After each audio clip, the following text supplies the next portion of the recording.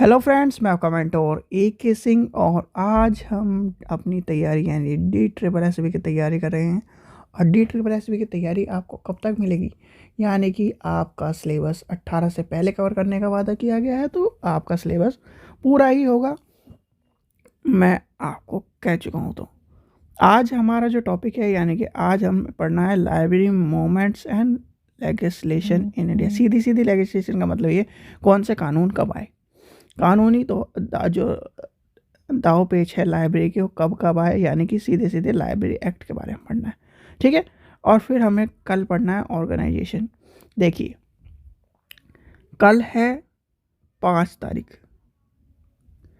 कल आपको मैं ज़्यादा प्रेशर नहीं दूंगा, क्योंकि कल अगर आपको प्रेशर मिल गया तो आपको दिक्कत ज़्यादा होगी, तो इसलिए सिंपल टॉपिक आपको पढ़ाया जाएगा।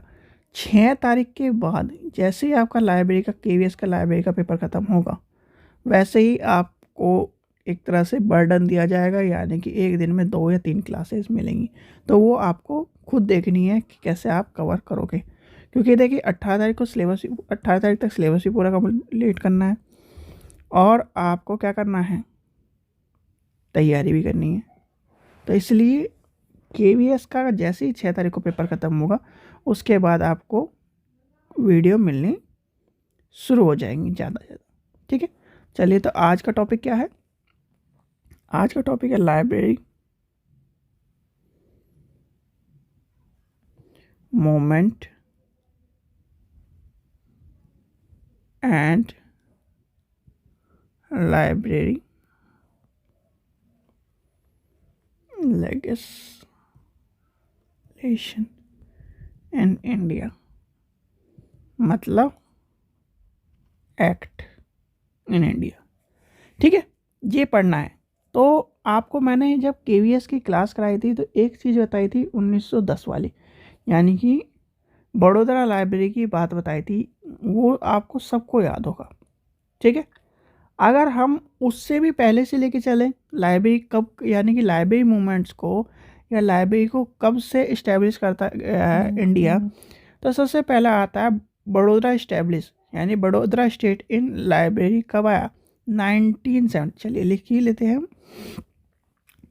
लाइब्रेरी मूवमेंट की डेफिनेशन की लिखने की तो बात नहीं है, देखिए चलिए लिखिए। अगर आपको लिखना है कि लाइब्रेरी मूवमेंट क्या होते हैं, मूवमेंट, तो लाइब्रेरी मूवमेंट्स वो होती हैं जितने भी आज तक, यानी कि आज तक जितने भी लाइब्रेरी के मूवमेंट हुए हैं, लाइब्रेरी को सुधार करने में, लाइब्रेरी को इस्टेब्लिश करने में, वो सारे लाइब्रेरी मूवमेंट होते हैं। तो सबसे पहला कहाँ से आता है? देखिए, अगर अंग्रेजों के टाइम से लेके चलें, यानी कि 19th सेंचुरी से लेके चलें, क्योंकि उससे पहले हमें पढ़ना नहीं है, यानी कि उससे पहले अगर आप कैसे सेकंड फेज में लेके चलें और थर्ड फेज में लेके चलें, तो महाराजाओं के टाइम पे, यानी मुगल एम्पायर, ये मिडवल एज, ये सब चीज़ें आ जाएंगी, जैसे नालंदा विश्वविद्यालय, पर्सनल लाइब्रेरी, बहुत सारी। अकबर की लाइब्रेरी आपने सुनी है। यानी कि मुगल एम्पायर में भले ही ये लोग पढ़े लिखे ना हो ज़्यादा, पर इनकी लाइब्रेरी बहुत अच्छी थी। क्यों अच्छी थी? क्योंकि ये अप जो भी नॉलेज थी, जैसे क्या नाम, रामायण में क्या है, महाभारत में क्या है, गीता में क्या है, ये सब उनको पढ़ते रहते थे, भले ही ये पढ़े लिखे नहीं थे, ठीक है। जैसे अकबर था, अकबर की लाइब्रेरी थी, बहुत अच्छी लाइब्रेरी थी, और वो खुद तो पढ़ा लिखा नहीं था, या तो अपनी वाइफ से पढ़वाता था, या फिर जो वहाँ पे पढ़ाने वाला होता था, यानी पढ़ने वाला होता लाइब्रेरी, वो उसे पढ़ पढ़ के सुनाता था। क्यों? जिससे वो अपने ज्ञान को इजाफा कर सकें। अब आते हैं, सारी बात छोड़कर हम सबसे पहले आप ये लिख लीजिए, जो जो मेन लाइब्रेरी में बता रहा हूँ, कभी कभी ये पूछे जाते हैं मूवमेंट्स में। तो सबसे पहला आता है 1835 में द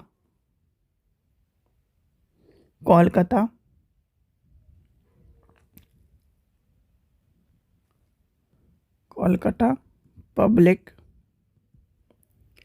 लाइब्रेरी वाज एस्टेब्ल्ड, और ये क्या थी? नेशनल लाइब्रेरी, यानी अंग्रेजों के टाइम की। फिर कौन सा आता है? 1980 18 चले, 1848 Gujarat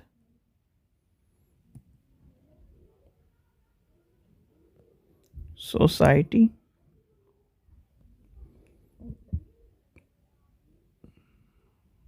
along with a library in Ahmedabad. ठीक है, फिर इसके बाद लेकिन फिर आता है इंदौर लाइब्रेरी, आता है ज्ञान पब्लिक लाइब्रेरी ज्ञान आता है। ये सारे लाइब्रेरी चलते चले गए, जितने चलते गए। एक आपका आता है, देखिए, खुदा बख्श ओरिएंटल पब्लिक लाइब्रेरी, ये देख लेना, 1866 खुद दा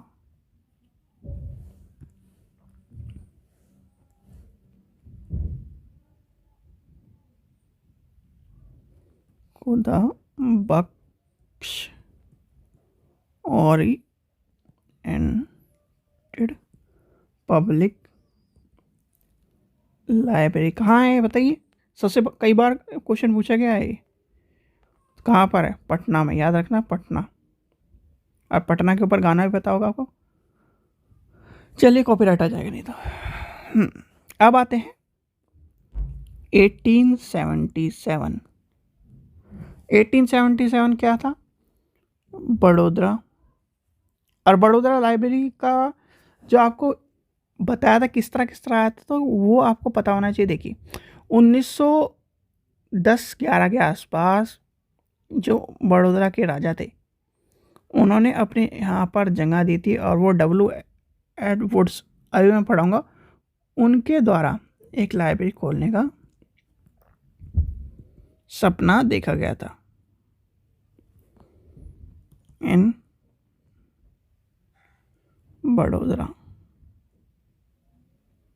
ठीक है, फिर J&K आता है, फिर भुवनेश्वर आता है। ये सारे हमारे काम के नहीं हैं। ठीक है, क्योंकि एक और लिख लीजिए, एक और काम का है, ये ज़्यादातर राजस्थान वाला एग्जाम में पूछा जाता है। जयपुर एस्टैब्लिश्ड महाराजा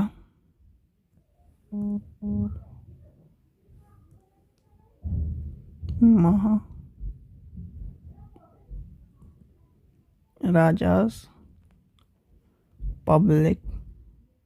भाई देखिए, राजा महाराजाओं के क्या शौक है आपको आज तक समझ में नहीं आएंगे, पर वो शौक के साथ साथ अपने ज्ञान को भी इजाफा करते थे। क्यों करते थे?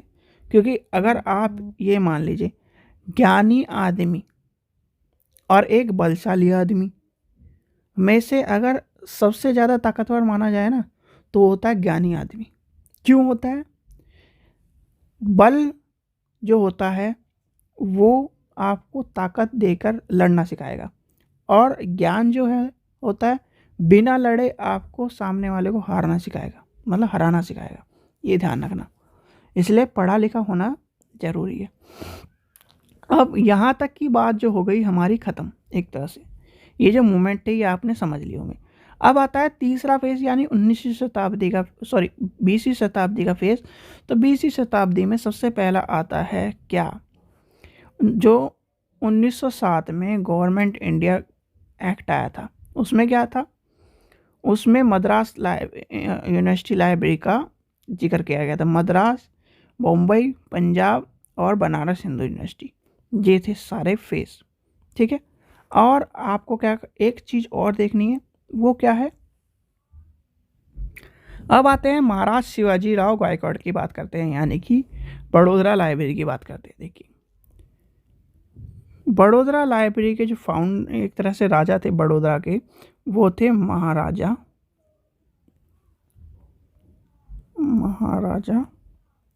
ये क्वेश्चन पूछा गया तो ध्यान रखना, शिवाजी राव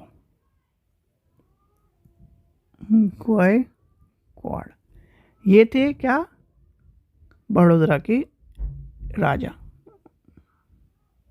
और इनका सपना था कि इनके जो महल में एक लाइब्रेरी खोली जाए, यानी कि सबके लिए लाइब्रेरी खोली जाए। तो इन्होंने क्या किया, W.A. वुडन के द्वारा 1911 में लाइब्रेरी को खोला गया, यानी कि 1911 में लाइब्रेरी को खोला गया। और ये क्या थे, ये एक लाइब्रेरी ट्रेनी थे, यानी कि एक तरह से लाइब्रेरी, इनको बाहर से बुलाया गया और बाहर से बुलाकर लाइब्रेरी का उद्घाटन करवाया गया, यानी और ये लाइब्रेरी में यहाँ पर काम करके इस्टेब्लिश करके एक तरह से चले गए। तो सीधी सीधी बात यह है कि महाराजा गायकवाड़ वाली जो लाइब्रेरी थी वो तीसरे फेज़ की सबसे इम्पोर्टेंट और सबसे महत्वपूर्ण लाइब्रेरी थी। इसी के बाद हमारे जो रंगनाथन जी थे, रंगनाथन जी आपको पता ही रंगनाथन जी कौन है, जिनकी बदौलत आज हम यहाँ पर लाइब्रेरी का एग्ज़ाम देने के लिए बैठे हुए हैं। तो लाइब्रेरी का जो एग्ज़ाम देने के लिए बैठे हैं तो उसका श्रेय किसे जाता है, हमें रंगनाथन जी को। अब रंगनाथन जी क्या कर रहे थे, रंगनाथन जी ने जो सारे क्या थे, क्रियाएं थी, सब चीज़ें थी। और एक चीज़ और देखिए, इनका जो मोमेंट 906 से लेके 11 था, ये था शिवाजीराव गायकवाड़ का। ठीक है, ये समझ गए आप। तो ये बड़ोदरा लाइब्रेरी का, क्योंकि बड़ोदरा लाइब्रेरी पूछा जाता है, बड़ोदरा लाइब्रेरी हो गया, खुदाबख्श लाइब्रेरी जो पंजाब बोलो पटना में, उसका पूछा ही जाता है। अब यहाँ तक आपको समझ में आ गया। अब आते हैं हम नेक्स्ट मोमेंट पे। नेक्स्ट मोमेंट आता है कौन सा, रंगनाथन जी वाला। रंगनाथन जी का क्या है मोमेंट, देखिए उनको आपको बताया होगा कि 1933 वाली बात, 33 में क्या करा उन्होंने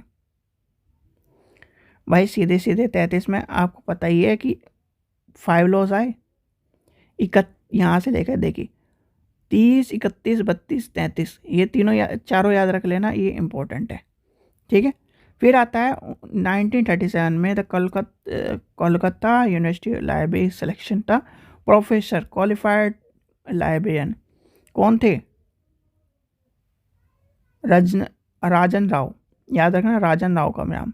तो वो क्या थे, फर्स्ट थे इंडियन इंटरेक्टिव DDC और CACR provide to effective library service को, ये भी याद रखना। अब इसके बाद आया था क्या, वो है जो है SR रंगनाथन जी, यानी कि जिसकी हम बात कर रहे थे, फादर ऑफ लाइब्रेरी साइंस, यानी कि इनका क्या कहना था, यानी कि जो all India library association was establish in 1920, यानी कि all India in library association was also set up in 1920, ठीक है, but it could not do anything for the librarians and its development, यानी कि कोई भी लाइब्रेरियन नहीं था।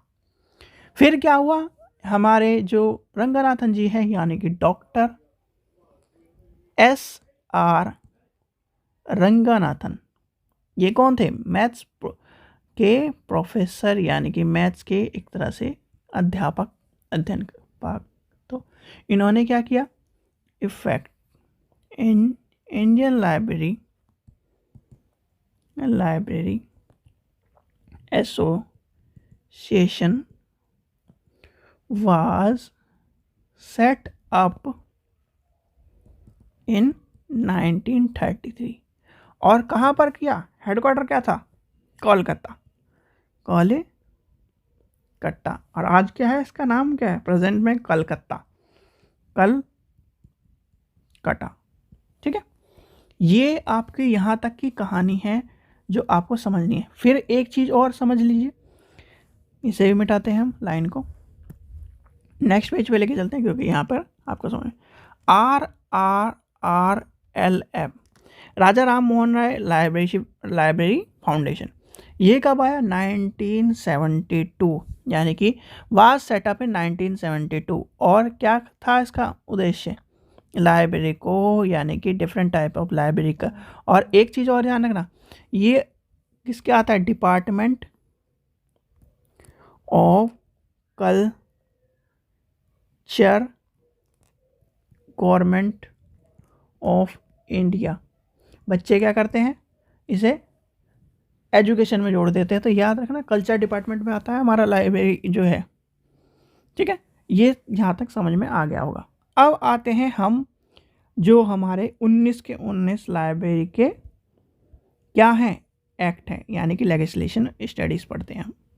चलिए यहाँ से पढ़ते हैं हम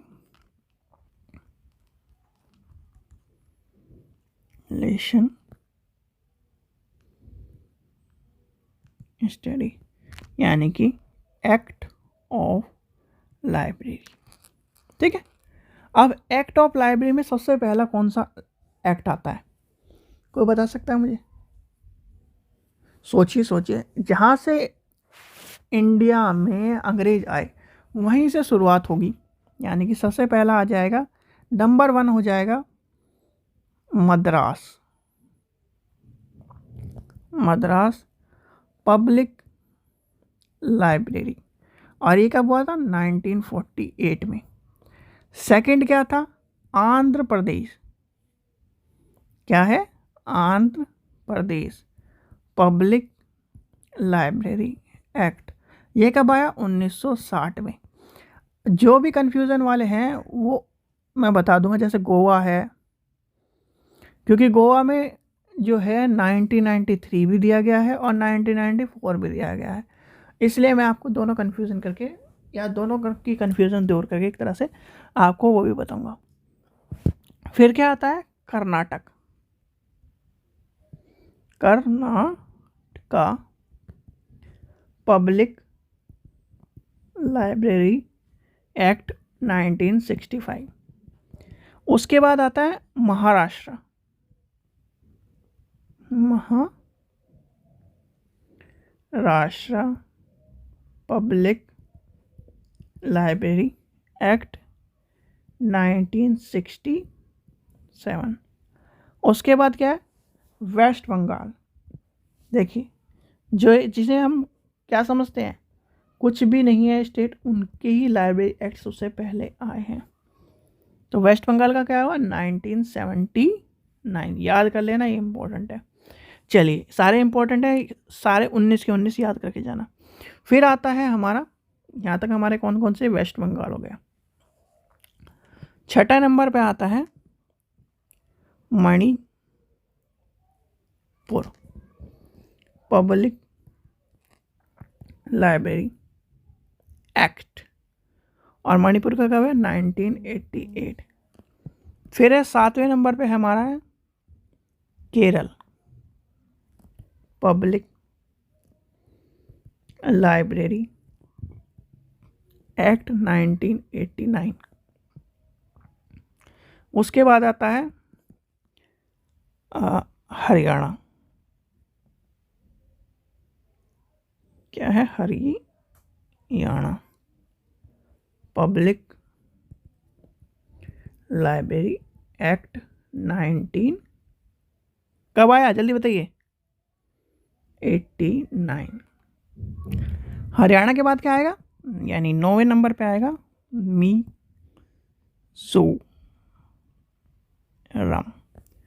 मिजोरम पब्लिक लाइब्रेरी एक्ट। अब ये कब हुआ, 1993। फिर आता है गोवा। देखिए गोवा, सबसे ज़्यादा कन्फ्यूज़न यही होता है गोवा में कि पहले कौन सा लिखे, पहले कौन सा लिखे। अब आपको जो दोनों चीज़ हैं, यानी कि मिज़ोरम की भी मैं आपको डेट बताता हूँ और किसकी, गोवा की भी। तो देखिए मिज़ोरम और गोवा में कन्फ्यूज़न होता है, तो ये ध्यान रखना, मिज़ोरम का मतलब रहता है एम से स्टार्ट होता है, तो ये होगा मार्च में। और गोवा कब स्टार्ट होता है, यानी गोवा आखिरी के स्टेट में, यानी कि एक तरह से सबसे लास्ट स्टेट है, यानी सबसे छोटा राज्य है, तो ये होगा हमारा नवंबर में, ठीक है। ये है नवंबर 93 और ये है मार्च, तो इसीलिए बहुत सी जगह पर 94 लिखा गया है, पर वो एक तरह से गलत है। याद रखना वो क्या है, गलत है। 93 ही इसका गोवा का आंसर होगा।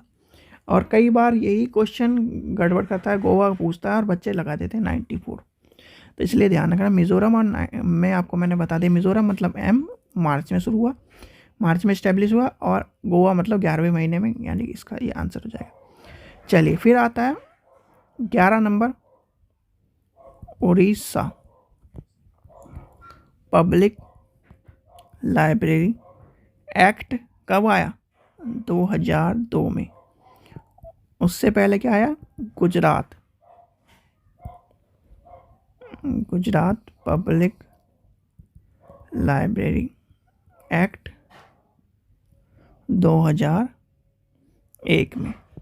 ठीक है, फिर आता है उत्तरांचल पब्लिक लाइब्रेरी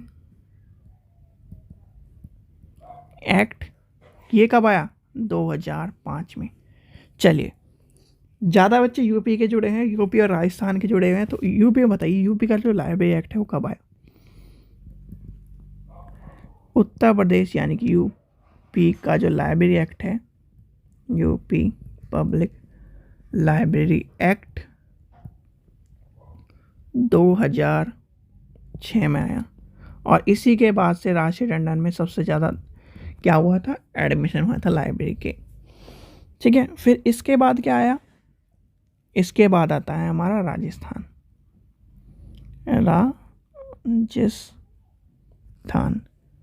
पब्लिक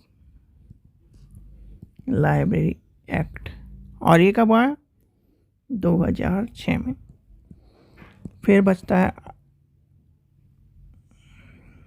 रुकिए, यहाँ पर हम थे,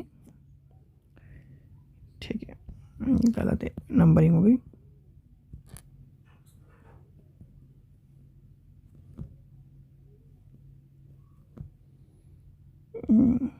अब हमें करना है 16।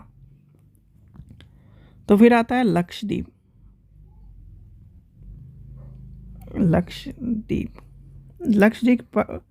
कब आया? लक्षद्वीप पब्लिक लाइब्रेरी एक्ट 2007 में। लक्षद्वीप के बाद क्या है?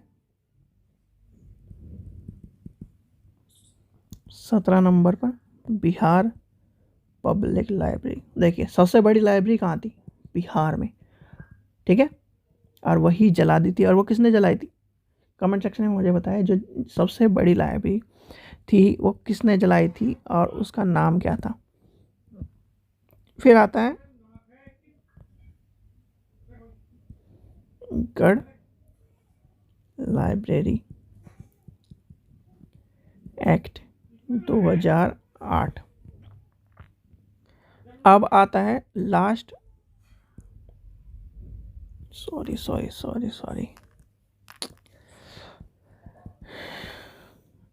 19वां अरुणाचल